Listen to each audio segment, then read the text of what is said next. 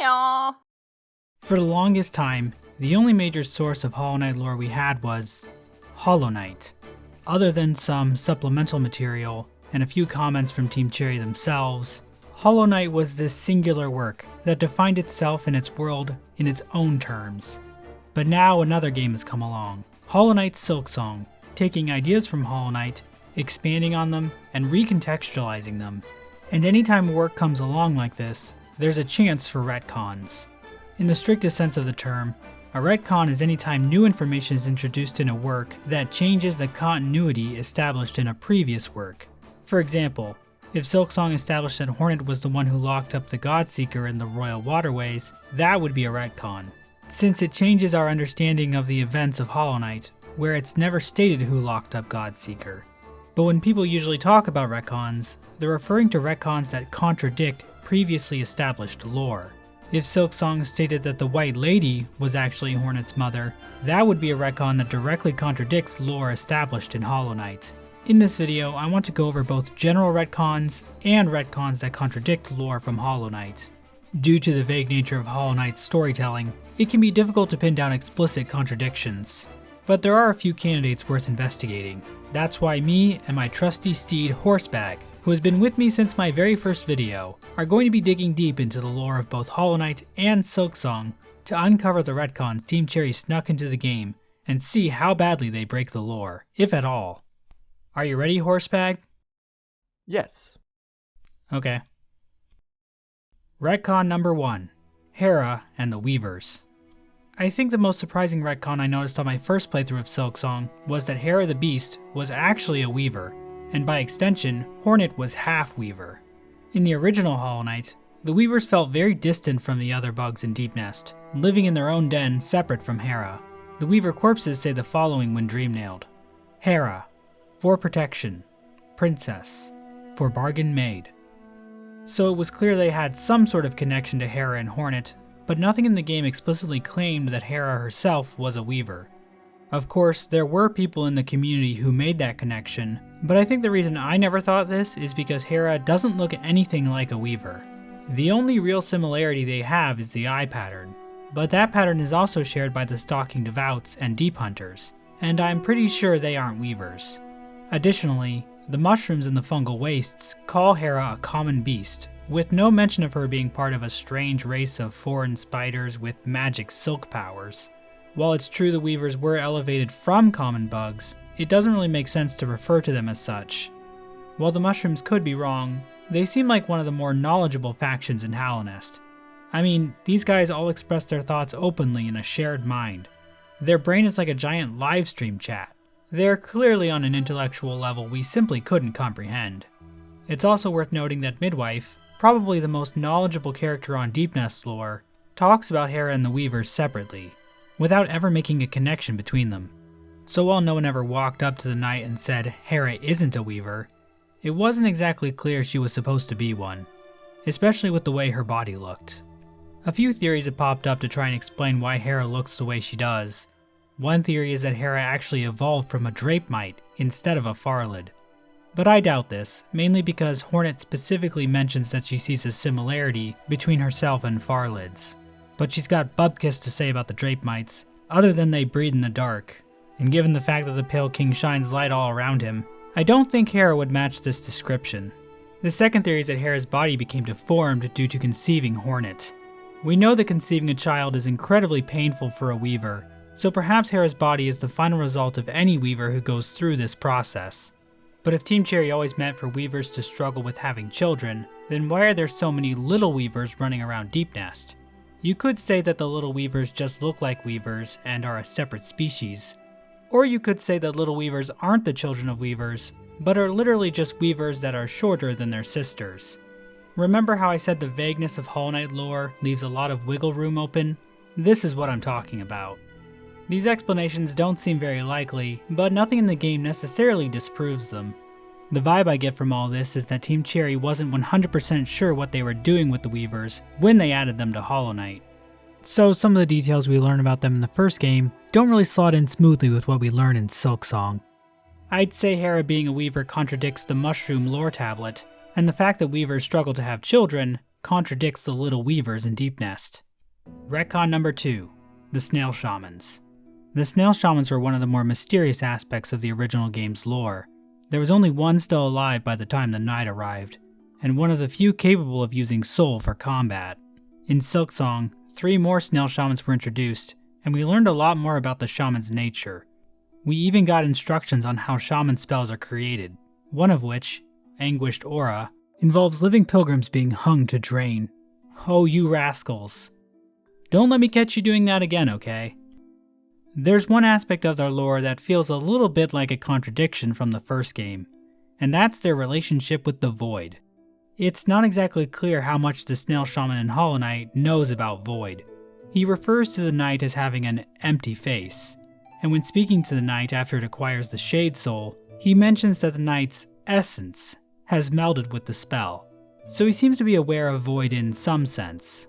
But when the Knight obtains the Abyss Shriek, the Snail Shaman says that the Knight is drawing its new power from a place his kind never thought to look. But in Silksong, the caretaker creates a trap that can seemingly open a portal to the Abyss, and then he and the other shamans are acting like of course Snail Shamans are fixated with the Void. Of course they would cast a spell that could open a portal to the Abyss itself. Not only that, but apparently Hornet should know this information intimately as well. Silksong makes it sound like it's in a Snail Shaman's nature to tinker and experiment with the Void. And if the Shamans are interested in Void, then surely they'd know about the Abyss. And given that the ancient civilization appears to have existed in both Hallownest and Farloom's Abyss, the Shaman should know about them too. So then why doesn't the Snail Shaman know about this room in Hallownest's Abyss? The only explanation I can think of is that Hallownest Snail Shamans literally couldn't find Hallownest's Abyss because the Pale King sealed off the entrance. Otherwise, it feels like this line contradicts the new lore from Silksong, especially because Snail Shaman says, "my kind," implying he means all Snail Shamans. If he had said, "my family," it could maybe be more believable that shamans in a different kingdom knew more about the Void and the Abyss. A few side notes while we're talking about the Snail Shamans. The one in Hallownest mentions that he is bound to the Ancestral Mound, but we see multiple shamans in Silksong move around, so it doesn't seem like shamans 100% have to stay in their own shrines. So perhaps the shaman in Hallownest is only honor bound to stay where he is. He's not literally bound there. Also, the fact that the shamans in Silksong describe their relationship with Void as a fixation makes me think the shamans are definitely not Void beings. So when they explode into black balls in Hollow Knight, that's probably not because they're Void. I guess they just kinda do that. Retcon number 3. Vespa and the Hive. Silksong confirms that Hive Queen Vespa was involved in Hornet's life, and by extension, the affairs of Hallownest, even being the one to give Hornet her needle, made from a hitherto unmentioned material called Hive Steel. This retcon appears to be a contradiction compared to how Vespa and the Hive are depicted in Hollow Knight. When the Knight listens to Vespa, she says that the Hive plays no part in Hallownest's attempt at perpetuation. The Hive also sealed itself off from the rest of Hallownest, seemingly desiring to separate itself from Hallownest's affairs entirely. So, given all that information, it seems odd that the Hive actually did have contact with Hallownest, and not only that, but the Princess of Hallownest herself traveled to the Hive and trained with their queen. I get why Herrah and the White Lady are invested in Hornet, but why Vespa? Who invited her? If we're roping in other powerful beings in Hallownest, why not get in on the fun? I'm sure she could teach Hornet some cool stuff, or just spit at her. Going back to Queen Vespa's line, she specifically says the Hive took no part in Hallownest's attempt at perpetuation. Maybe in her mind, training Hornet doesn't fall under that classification, but Hornet does go on to become Hallownest's protector, striking down vessels that she deems too weak to usurp the Hollow Knight. And Hornet even uses the same word, perpetuation, when telling the Knight to visit the cast-off shell. So clearly Hornet sees herself as helping with the perpetuation of Hallownest, which is probably why she sought training in the first place. So again, why did Vespa train her? What was her goal if not to help Hallownest? Was she bored? Was this before or after the Hive shut itself off from the rest of Hallownest? I should mention that at one point during Hollow Knight's development, the Hive was located inside of Deepnest. If that were still the case in the final game, this relationship might have made more sense. There is a tram that goes from Deep Nest to Kingdom's Edge, but it's a less direct connection than originally planned. Given how everything is set up now, the only real connection Hornet has to the Hive is her name being Hornet, which is a pretty big connection, I will admit, but everything else we know about the Hive implies they wouldn't want anything to do with Hallownest. So is this a contradiction? Well, we know Team Cherry had this idea in mind when they made Hollow Knight, but they also seemed unsure themselves if it was going to be canon, so they might not have properly planned on how it would fit in with Hollow Knight while they were making the game. But depending on how you interpret Vespa's dialogue, and when you think the Hive shut itself off from Hallownest, then maybe it doesn't necessarily have to be a contradiction. But even if it is, it's a really small one and doesn't really break Hollow Knight's lore in any meaningful way. But if we're making this canon, I just wish Vespa would have taught Hornet the bee vomit move the Hive Knight learned. Retcon number 4. The Knight can't control all Void. Another potential retcon is that the Knight can't directly control the Void tendrils that attack Hornet in the Sister of the Void ending. This seems to retcon the power of the Void Heart, which is said to unify the Void under the Bearer's will. We even see that Void tendrils in the Abyss become docile once the Knight obtains the Void Heart. I can think of one instance in Hollow Knight where the Knight couldn't control the Void. The Collector is seemingly immune to the Void Heart, still capable of acting of its own accord. Although, this might be more of a gameplay issue than a lore issue. Now that Silksong has confirmed the existence of the Abyss outside of Hallownest, it does raise some more questions about how powerful the Void Heart is. Would the Knight be able to control Void everywhere in the world, or can it only control Void within close proximity to it? I would think the latter, and considering it can call siblings during the Radiance fight, I would think it has decent range. So in theory, it should be able to quell the Void tendrils attacking Hornet from a distance. Ultimately, I think we have 3 options here. 1. The Knight can't directly control the Void tendrils, but the Void Heart keeps the Void tendrils from attacking the Knight. This would mean other creatures like Hornet can still be targeted. 2. The Knight can directly control Void tendrils, but for whatever reason couldn't do that in this case, so it had to destroy the tendrils to rescue Hornet. Or 3.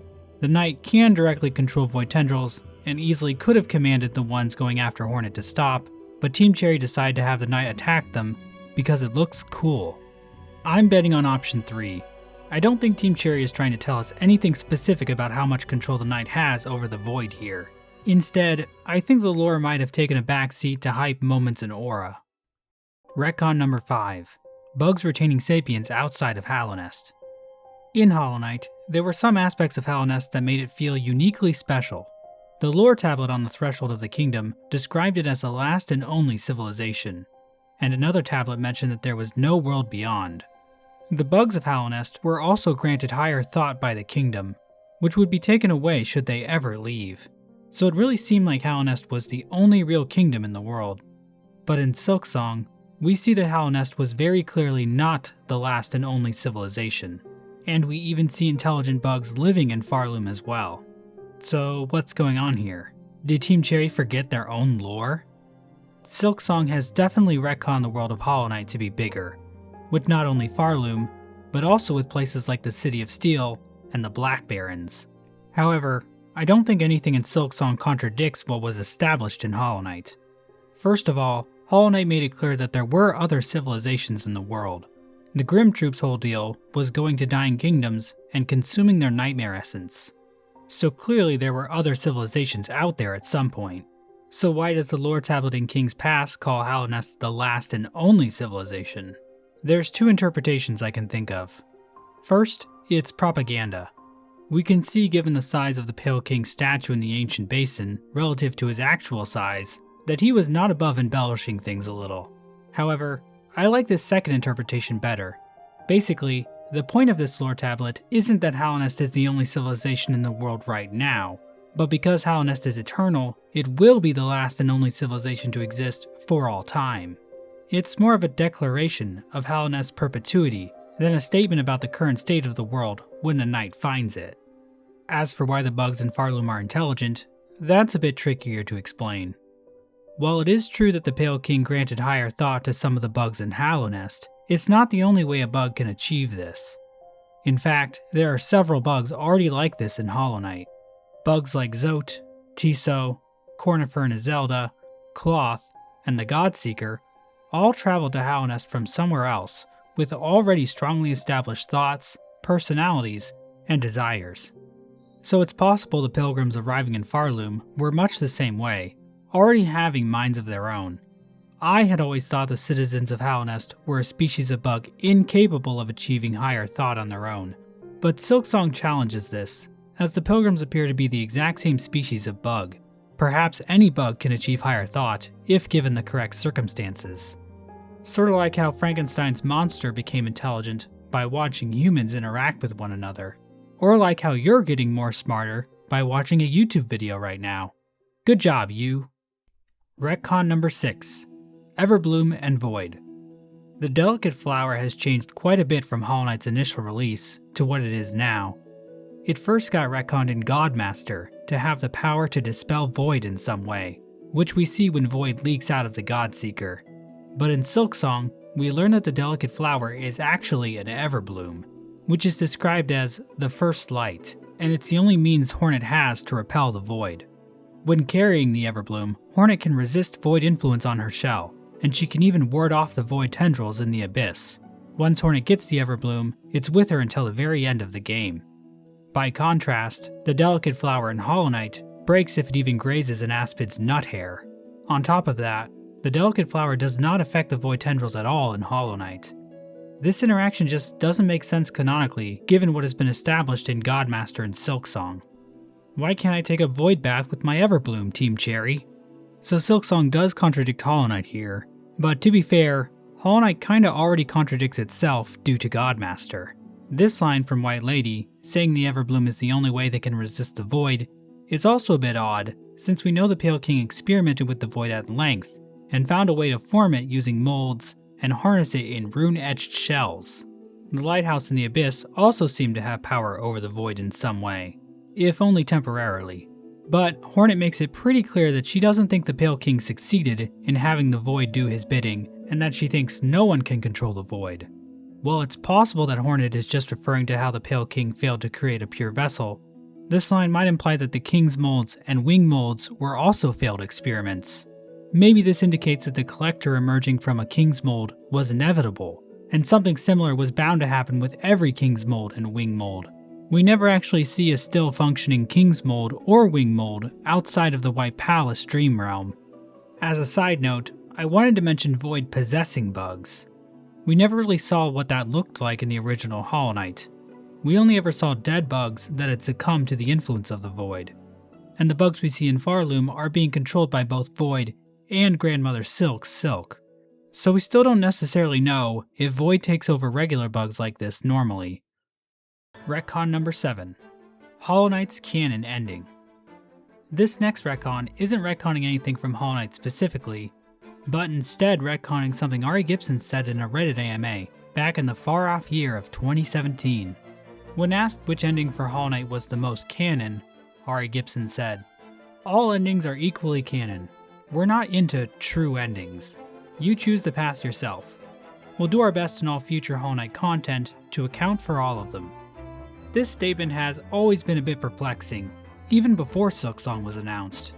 When the Godmaster update released in 2018, it brought with it not one, but 2 separate cliffhanger endings. How exactly do you follow up on all endings equally when these last 2 endings are so drastically different from the base ending, while also leaving even more unanswered questions? And now that Silksong is out, it's pretty clear that it didn't actually account for all endings. The knight showing up with the rest of the siblings and flashing its Void-given focused form almost explicitly confirms that Silksong takes place after the Embrace the Void ending. The Hollow Knight and sealed sibling endings definitely can't be canon, since the knight would be sealed in the Black Egg Temple. As for the Dream No More ending, while it's possible the knight could have achieved the Void-given focused form post the events of Hollow Knight, it doesn't seem very plausible. There's also the question of where the Hollow Knight shade is in Silksong. It was freed in the Dream No More ending and lost its shell, but it doesn't appear with the knight and the other siblings during the Sister of the Void ending. It's only in the Embrace the Void and Delicate Flower endings that the knight is shown elevating to its Void-given focused form while the Hollow Knight still has its shell. And in the Delicate Flower ending, the knight interacts with the Everbloom in a very strange way. It's not clear if the knight is killed here, since the Everbloom is only ever described as being able to repel or resist void. That said, it seems the void itself is absorbed into the petals of the Everbloom, which probably spells destruction for the knight. From looking at the Godmaster endings and Silksong's endings, I think Team Cherry knew they weren't going to be able to have Silksong work with all of Hollow Knight's endings. So they decided to include the Delicate Flower ending in Godmaster to establish the item's void-warding powers, and the Embrace the Void ending became the ending Silksong would follow up on. If I'm right, that means Team Cherry knew this quote was wrong for 8 years and just never clued us in on the truth, which, yeah, sounds about right. Even so, I think Team Cherry made the right choice here. If they wanted to keep all of Hollow Knight's endings potentially canon in Silksong, they would have had to just completely ignore anything from that game. And while they pretty much almost did that, the knight reveal at the end of the game was a lot of fun. Of course, this moment did raise a lot of questions, like why didn't the knight show up sooner to help Hornet out? Having a Void God on hand to help deal with Grandmother Silk's Void Cocoon would have been really helpful. What exactly was little fella doing? And it's a damn near textbook example of a Deus Ex Machina. A godlike force appears out of nowhere to save the day, with no build-up whatsoever. But maybe let's save that for another video. Retcon number 8. Steel Soul NPCs. In Steel Soul mode in Silksong, the player can find the NPCs Sola and Steel Seer Z. These two characters are clearly connected to Confessor Gigi and Steel Soul Jin from Hallownest. All 4 characters seem bound in service to a mysterious group known as the Masters. We learn in Silksong that these Masters are quite cruel to their servants, who they force to watch over kingdoms such as Hallownest and Farloom for some unknown purpose. Apparently, the Masters even have the power to subjugate bugs as powerful as Hornet, punishing them through a process called compression. Sola, a bug serving under Steel Soul Z in Farloom, becomes fed up watching the bugs of Farloom suffer, and tries to summon a void being to help them escape their master's rule, the Summoned Savior. Hornet destroys the Summoned Savior, and lets Sola flee Farloom. But Z makes it clear that the Masters will have them hunted down. We also learn that Z was born from something called the Home Spear, a place where Growstone, a material capable of growing shell shards, can be found. With how little we learned about the Steel Society from Hollow Knight, is it even possible for there to be any contradictions here? There is one line from Steel Seer Z that confounds me. She mentions that Sola will be hunted down by the Masters for touching the dark. If we take this dialogue at face value, it seems Z is referring to Sola conjuring the void to create the summoned savior. But we see Confessor Gigi do a similar ritual to summon the Knight's Shade in Hollow Knight. Is that not touching the dark? Did Gigi betray her masters and risk severe punishment all for some scrumptious rancid eggs? Nothing in Hollow Knight indicates that Gigi is on the run from her masters, so that seems unlikely in my mind. Given that both Sola and Gigi can conjure void like this, that's probably why the masters acquired them in the first place. So perhaps it's just the intention behind conjuring the void that matters, since Sola is clearly doing it for different reasons than Gigi. So maybe Sola touched the dark in the sense that they thought they could use void to save themselves. This would make them similar to the Pale King in a way. In a recent interview, Team Cherry implied that Steel Assassin Sharp and his 2 allies would be appearing in Silksong at some point, so it should only be a matter of time before we learn more about the Steelhearts and their mysterious masters. It's been almost 9 years since Steel Assassin Sharp was first revealed. Surely it can't be too much longer, right? Retcon number 9. Lifeblood is actually really scary. Lifeblood wasn't discussed much in the original Hollow Knight. The knight could smack these cocoons and gain a few blue masks temporarily. Lore-wise, we knew Lifeblood was frowned upon considering Joni was called a heretic, and Salubra described drinking Lifeblood as a bit of a taboo, which is maybe underselling how dangerous this stuff really is. Because Lifeblood gets completely out of control in Silksong. The Wormways get overrun by the stuff due to the meddling of this guy, Alchemist Xylotl, who gets a little too obsessed with it. It gets to the point where bugs are being mutated by the Lifeblood, and one bug, Zango, even gets reanimated by it, resulting in a fan-favorite boss battle. Hornet mentions that Lifeblood reminds her of infections she's seen in the past, likely referring to the Radiance's infection. We're likely going to get even more lore about Lifeblood in the upcoming Sea of Sorrow update. But for now, let's just talk about how the base game of Silksong retcons Lifeblood. Once Hornet has at least 9 Lifeblood masks, she enters a special state where her normal masks are replaced with Lifeblood masks, and she'll keep healing masks over time. So it seems Hornet is actually getting infected with Lifeblood once she consumes too much of it. This didn't happen in Hollow Knight. While Joni's Blessing does replace the Knight's masks with Lifeblood masks, the Knight can't get Lifeblood poisoning like Hornet. You can even stack dozens of Lifeblood masks on the Knight, and it just doesn't do a thing. Maybe the Knight's unique physiology makes it immune to Lifeblood poisoning. If we look at Joni's corpse in Hollow Knight, I think Team Cherry always intended for Lifeblood to spread out from bug corpses, which is what we see more explicitly with Xolotl's corpse in Silksong. So while there might be a few oddities with how Lifeblood works between the two games, I don't think there's any major contradictions here. At least, that's what I would say if Team Cherry hadn't completely retconned the name of Lifeblood to Plasmium for no reason at all. What were they thinking? Retcon number 10. Mr. Mushroom. Our boy Mr. Mushroom is back in Silksong, and just like in Hollow Knight, his dialogue is as cryptic as ever. He does mention that he probably wouldn't have been in Farloom if Hornet hadn't been making moves within the land, which seems to tell us that Mr. Mushroom specifically seeks out certain events in the universe to observe. There's just one problem. How exactly can Hornet understand Mr. Mushroom without the Spore Shroom charm equipped? Does Hornet understand Shroomish? Yeah, that's a plot hole.